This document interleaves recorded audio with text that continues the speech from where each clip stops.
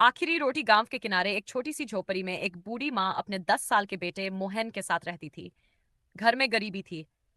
कई दिनों से काम न मिलने के कारण चूल्हा मुश्किल से जलता था।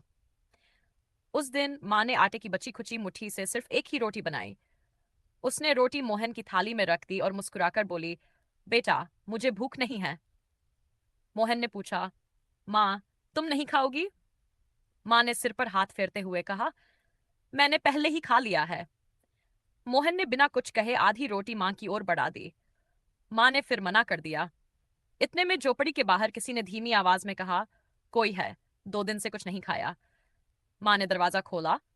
बाहर एक बूढ़ा भिखारी कांपता हुआ खड़ा था। माँ ने एक पल भी नहीं सोचा।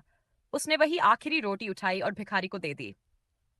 मोहन ने हैरानी से माँ को देखा, लेकिन कुछ नहीं कहा। भिखारी की आंखों में आंसू आ गए। उसने कहा, भगवान तुम्हारा घर खुशियों से भर दे। अगली सुबह गांव के एक किसान को मजदूर की जरूरत थी। उसने सबसे पहले माँ को काम दिया। धीरे धीरे उनके घर की हालत सुधरने लगी।